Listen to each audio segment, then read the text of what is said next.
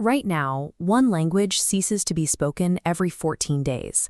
We currently have a global inventory of approximately 7,000 distinct languages spoken across the planet. But by the end of the next century, nearly half of those languages will permanently disappear. This decline is driven by an extreme asymmetry in speaker populations, combined with the mounting socioeconomic pressure exerted by dominant global tongues. To understand why this is happening, we have to look at the specific statistical mechanics driving this mass extinction. We also need to examine what exactly is lost, the specific, localized knowledge frameworks that are permanently deleted when a native tongue dies. What the data reveals is that a language's survival no longer relies on geographic isolation. It relies strictly on its integration into economic, media, and commerce. Modern linguistic survival is determined by structural utility, where a language's persistence depends on its role within the systems of global commerce. This pastel bubble chart illustrates the global population data, revealing a massive inequity in how languages are distributed. 78% of the entire global population speaks just 85 of the world's largest languages. Meanwhile, the 3,500 smallest languages are forced to share a microscopic total speaker base of only 8.25 million people. To put that in perspective, English maintains 328 million first language speakers. Mandarin sits at the absolute peak of the dominant bracket, with 845 million speakers. In the minority bracket, we find languages like Tuvan. Spoken primarily in the Republic of Tuva in Russia, it currently has a population of roughly 235,000 speakers. That might sound like a decent foundation, but over 1,000 global languages are currently listed by academics as critically or severely endangered. In California, the Wintu language exists as an extreme example of this critical classification. In Oregon, Siletzdini is another indigenous tongue sitting directly on that brink. And in Australia's Northern Territory, the Aboriginal Murdoch language retains only 1 or 2 fluent or semi-fluent speakers.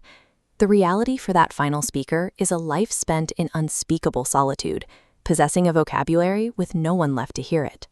The vast majority of human languages teeter on the edge of oblivion, simply because they lack the sheer statistical mass to defend themselves from global expansion.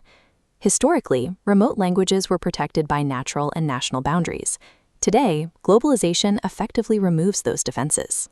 Dominant tongues like Mandarin, English, Russian, Hindi, Spanish, and Arabic are rapidly expanding their reach.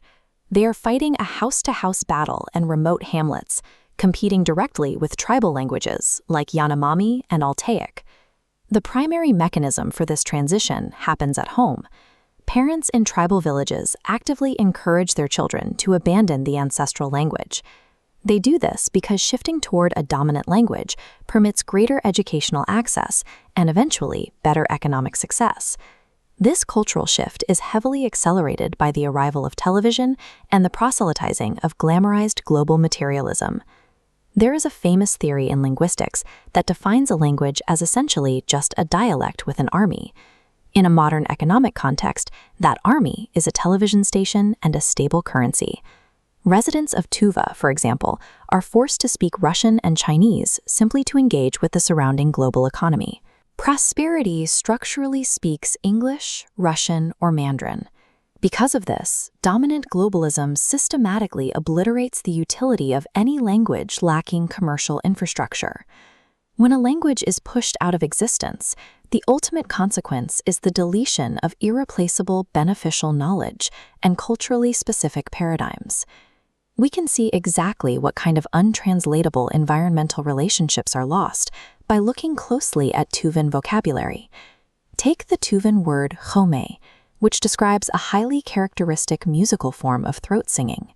Linguists categorize it as completely untranslatable because the singing is so deeply connected to the acoustic realities of the native Tuvan landscape that only a local can truly understand its context.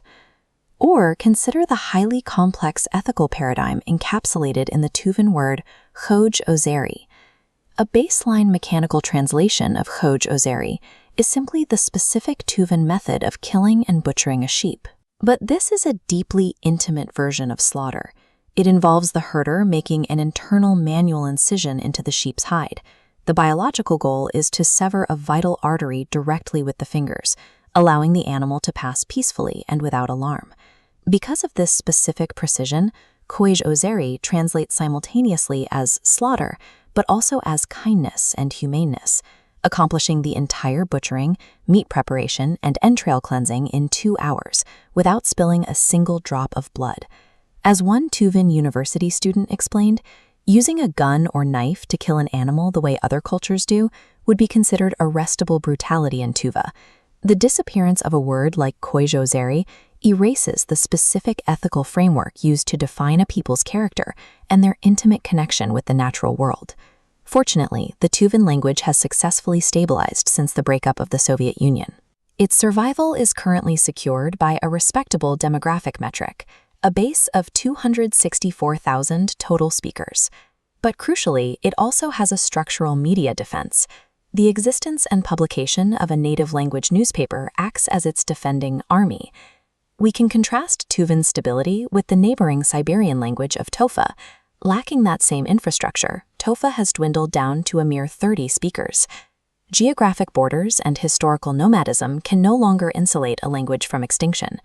A language only survives the modern era if it secures structural utility and deep integration into the dominant socio-economic environment. This video is brought to you by the IELTS FOCUS, Zalo 0847705973, an English center specializing in IELTS preparation.